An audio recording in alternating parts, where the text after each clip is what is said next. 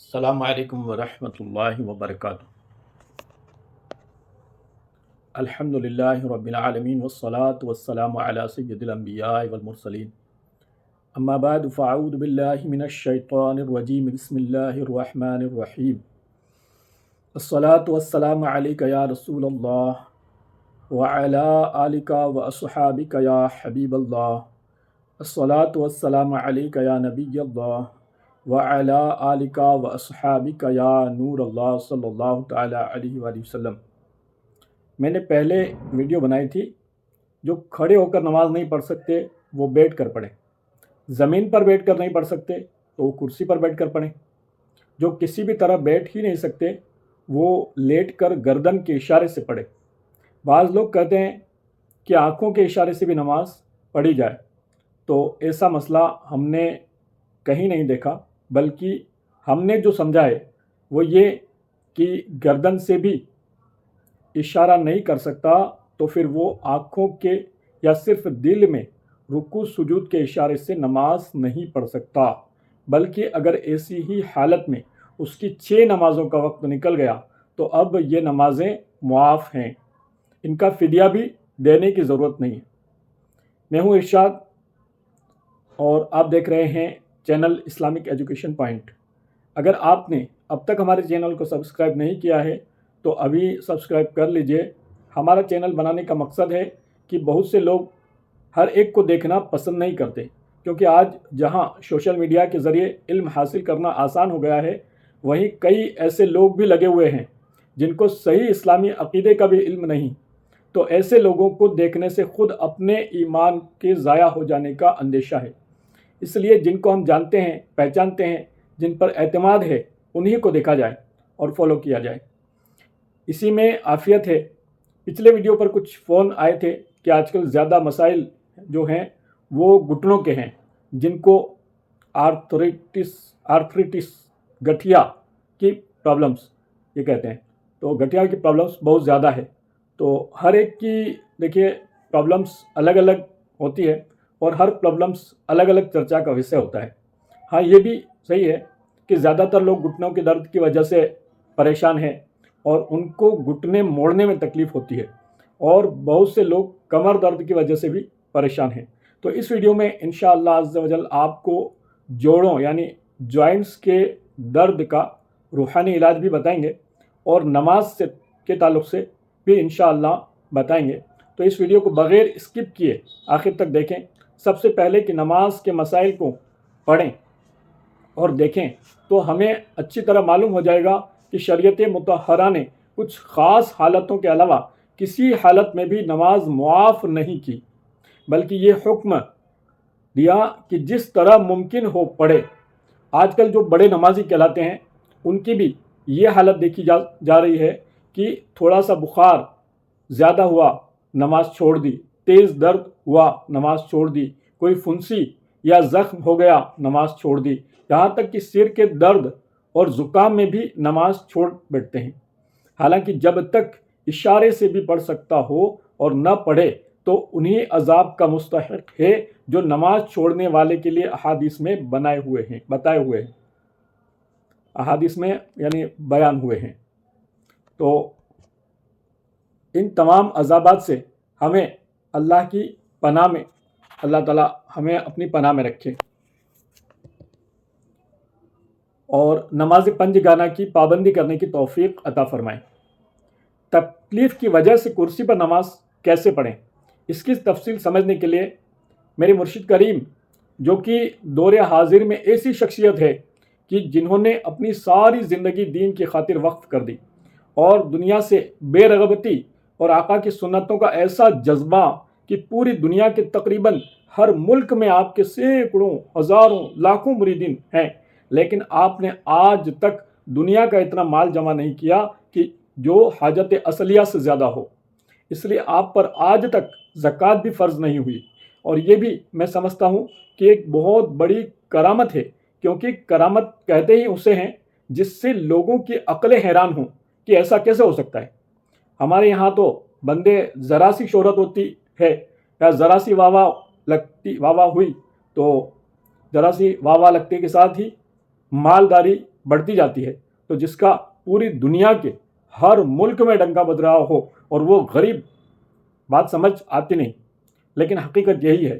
آئیے انہی کا ایک ویڈیو دیکھتے ہیں کہ اس سے آپ اور بہتر طریقے سے سمجھ پائیں گے کہ کرسی پر نماز کس طرح پڑھنا ہے۔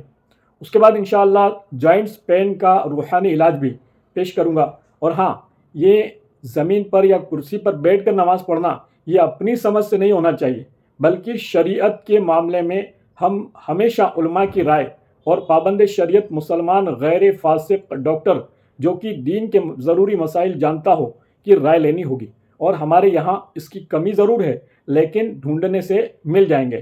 میں آپ کو ایک ایسے ڈاکٹر صاحب کا مشورہ دوں گا جن کو میں نے شرائط پر پورا پایا ہے۔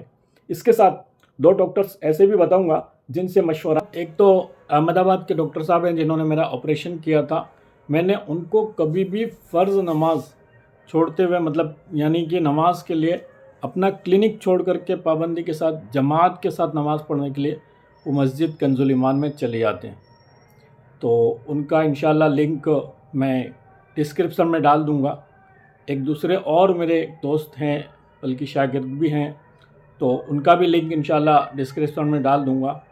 عمران بھائی جو اپنے ادے پور کے رہنے والے ہیں، اور ایک اور ڈاکٹر صاحب جو ہیں تو وہ اپنے ادے پور میں آرتھوپیڈک کے ڈاکٹر صاحب جو ہیں وہ عثمان خان صاحب، تو ان کا بھی انشاءاللہ ایڈریس میں اس میں ڈال دوں گا ڈسکرپشن میں، تو وہاں سے آپ دیکھ لیں، کبھی کوئی آرتھوپیڈک کے سمبندھ میں مشورہ کرنا ہو تو ان سے کر سکتے ہیں۔ اور ایک ڈاکٹر صاحب ہیں جن سے میں نے رائے لی تھی کہ میں کس طرح نماز پڑھوں، کس طرح، تو میں سمجھتا ہوں کہ وہ بھی الحمدللہ شریعت کے پابند ہیں اور دین کے بارے میں بھی کچھ جانکاری رکھتے ہیں، کتاب بھی انہوں نے لکھی ہے، تو وہ انجمن کے اندر ڈاکٹر محمد حسین صاحب ہیں، تو انشاءاللہ ان سے بھی آپ لوگ رابطہ کر سکتے ہیں۔ آئیے پیر و مرشد کی ویڈیو دیکھتے ہیں۔ اور کرسی پر نماز تو بہت سے لوگ پڑھتے ہیں۔ اول تو کرسی پر نماز پڑھنے نہ پڑھنے کے مسائل ہیں۔ زمین پر جو ایک معمول کے مطابق سجدہ کیا جاتا ہے، جو جنرل لوگ کرتے ہیں سجدہ، تو وہ سجدہ حقیقی کہلاتا ہے، یعنی کہ ریئل سجدہ تو وہی ہے، حقیقی سجدہ۔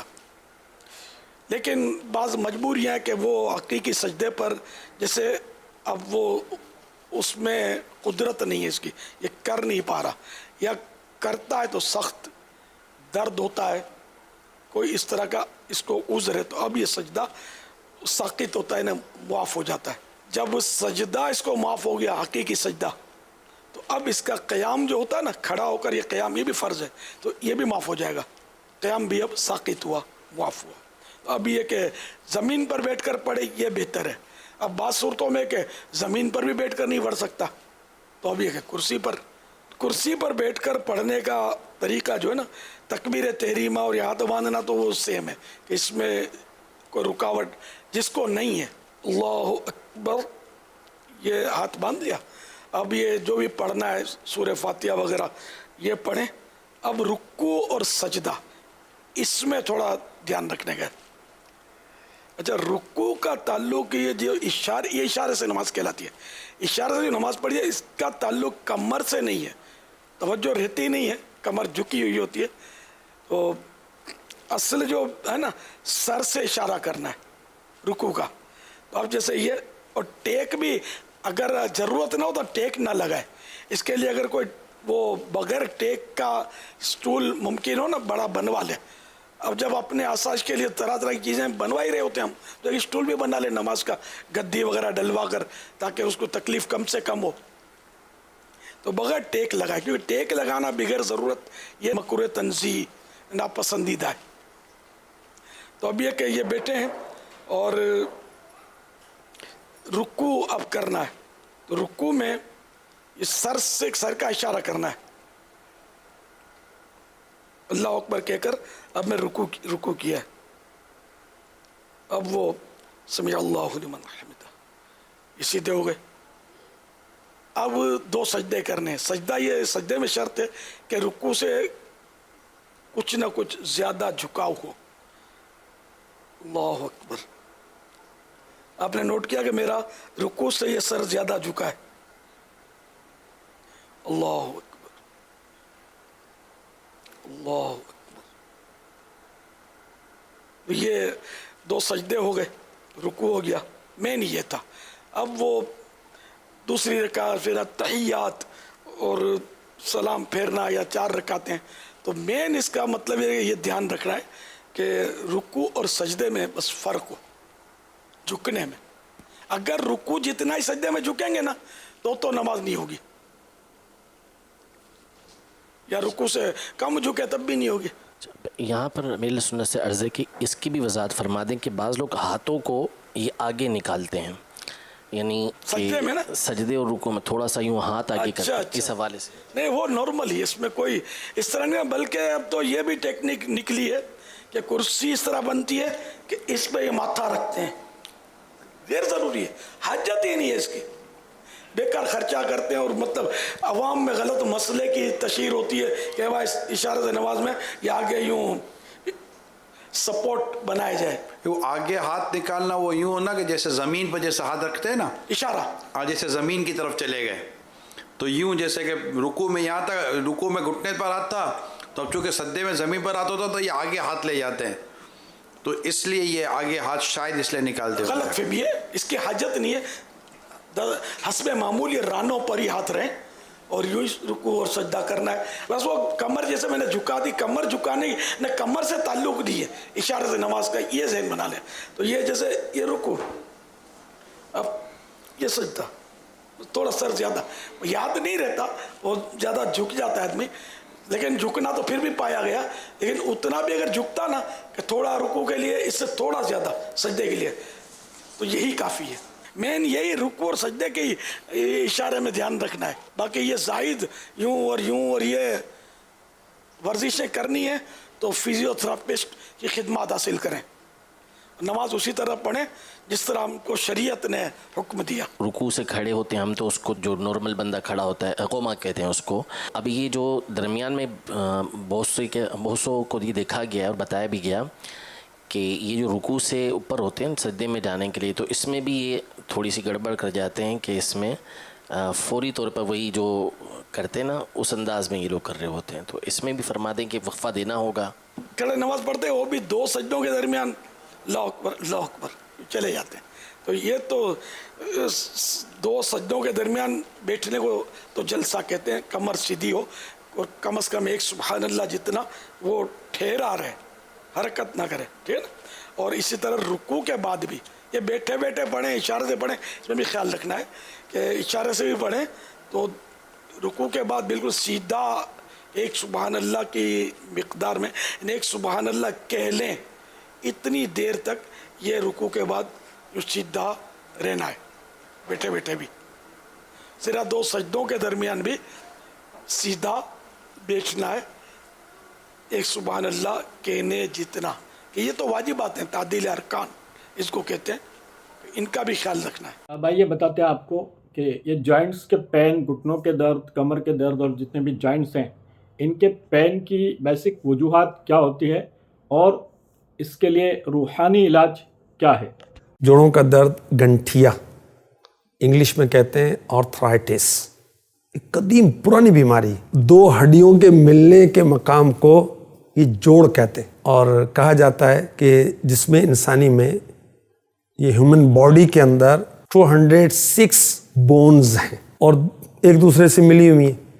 جوڑوں کے ذریعے ان ہڈیوں سے مل کر ہمارے پورے جسم کا ڈھانچہ اسکیلیٹن ہے. جوڑوں کے درد کی علامت کیا ہوتی ہیں کہ جوڑوں کے اندر عام حالات میں اور بالخصوص چلنے پھرنے کے دوران درد ہوتا ہے, سوجن ہو جاتی ہے, سویلنگ ہو جاتی ہے, جلد اسکن گرم ہو جاتی ہے, صبح کے وقت جوڑوں میں جکڑن وغیرہ, یہ علامتیں.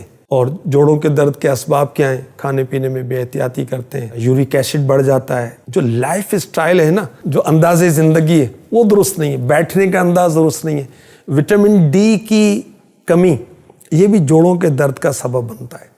جسم کے وزن میں غیر معمولی اضافہ ہو گیا تو اس سے بھی جوڑوں کے درد ہو جاتے ہیں. ایکسیڈنٹ ہو جاتا ہے, ہڈیوں پر چوٹ لگ جاتی ہے, اس سے بھی جوڑوں کا درد ہوتا ہے. غیر محتاط انداز سے آپ گاڑی موٹر سائیکل چلاتے ہیں, غیر محتاط انداز سے وزن اٹھاتے ہیں, تو یہ چیز بھی جوڑوں کے درد کا سبب بنتی ہے. روحانی علاج جوڑوں کے درد کا کیا ہے؟ ریڑھ کی ہڈی ہے, گھٹنے ہیں, جوڑ ہیں, جسم میں کہیں بھی درد ہے, چلتے پھرتے اٹھتے بیٹھتے, یا غنی ہوں یا غنی ہوں یا غنی ہوں یا غنی ہوں پڑھتے رہیں, انشاءاللہ الکریم درد جاتا رہے گا. یا مغنی یا مغنی یا مغنی یا مغنی ایک بار پڑھ کر ہاتھوں پر دم کر کے درد کی جگہ پر ملنے سے انشاءاللہ الکریم سکون ہوگا.